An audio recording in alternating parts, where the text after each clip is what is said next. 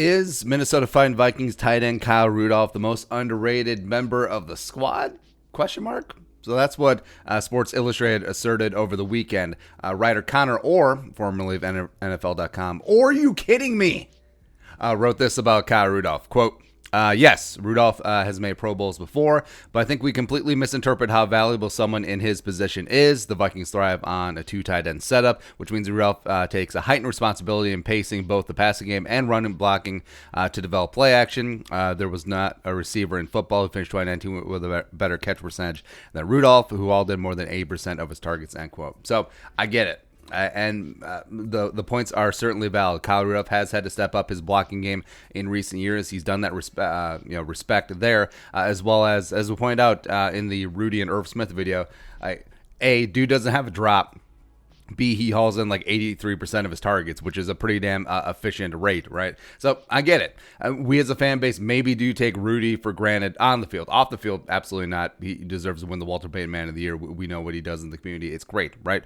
But on the field, Captain Hamburger Helper Gloves, he certainly has sure hands, but he's not fast, and the next tackle that he breaks is going to be his first one. So yeah, but he's still the franchise leader in tight end touchdowns with 47, as well. He's second all time in terms of tight ends and catches and yards, behind only Steve Jordan, who is just freaking legendary, right? And also, Kyle Rudolph is still a great red zone target. He's great in short yardage as well, so respect there. And also, it does seem like he's really adopted bringing in Irv Smith Jr., where a guy in Rudolph's spot, you basically draft a replacement in the second round. You could easily see a guy like Rudy being very, not nice, very Brett Favre to Aaron Rodgers-ish to his replacement. But he and Irv Smith, as Conor pointed out, the Vikings do use the two tight ends set the most in the NFL. He's really warmed up to 84. So 82, 84, working together in tandem. It's great, both for the Vikings run game as well as the passing game for sure. But would you say that he's underrated? That's tough, because it's one of those terms that is so nebulous that it's really hard to pinpoint if he really is underrated. I actually think that Kyle Rudolph is properly rated. I think he gets the right amount of respect for his play on the field. And it's tough. I do see Conor's argument.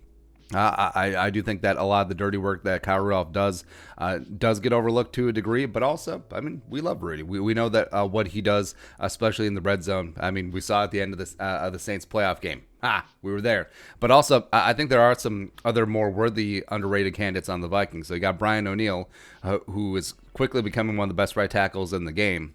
What was top 5 in most of the metrics last year. Now in year 3, he's looking to make that Ryan Ramczyk style leap in 2020, as well as Anthony Harris. Anthony Harris, as we've said repeatedly on here, is the best free safety in the NFL, or best coverage safety, however you want to define it.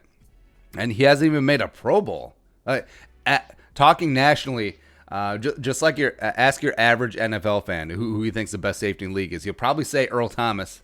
He'll probably say Eric Berry, who hasn't been in the league for a while. He'll probably say Eric Weddle, who hasn't been around for a while. Just Anthony Harris does not get the time of day. Also, hell, you could say Harrison Smith.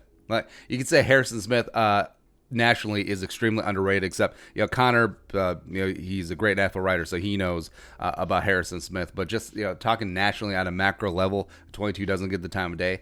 Hell, you could say Kendricks. Even though Kendricks was the first team All-Pro last year, does he necessarily get the love that he has deserved? Probably not. As well as Danielle Hunter. Danielle Hunter, youngest player to amass 50 sacks. He's going to break the sack record, but still, on all these national lists, on all these national rankings, so where do you see Danielle Hunter? Oh, he's edge rusher 8, 9, 10, blah, blah, blah, whatever.